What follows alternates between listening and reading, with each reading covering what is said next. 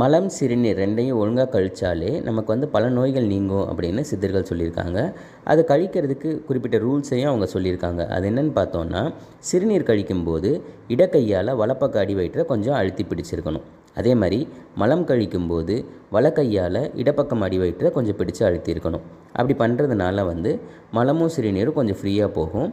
அது மட்டும் இல்லாமல் மலம் நீர் ரெண்டுத்தையும் கழிக்கும்போது கவனம் வந்து அதில் மட்டும்தான் இருக்கணும். வேறு எதுலேயும் கவனம் போகக்கூடாது. மனசை வந்து இதிலே ஒருநிலைப்படுத்தி வச்சுருக்கணும் அப்படின்னு சித்தர்கள் சொல்லியிருக்காங்க. இப்போ மலம் வந்து தடைப்படுது சில பேருக்கு அப்படின்னா, அவங்க வந்து இடது பக்கம் கொஞ்சம் படுத்து எந்திரிச்சாங்கன்னா பிராணவாயு வந்து வலது நாசிக்கு போகும். அப்படி மாறுறப்ப வந்து இந்த மல உபாதை கொஞ்சம் நீங்கும். இது வந்து ஒரே நாளில் சரியாகாது, பட் தொடர்ந்து பண்ணிக்கிட்டே இருந்தாங்கன்னா நீங்கி வரும். அதே மாதிரி சிறுநீர் தடை ஏற்படுது அப்படின்னா வலப்பக்கம் கொஞ்சம் சற்று படுத்து எழுந்திரிச்சோன்னா பிராணவாயு வந்து இடது பக்க நாசிக்கு போகும். அப்போ வந்து இது சல உபாதையை கொஞ்சம் தடுக்கும்.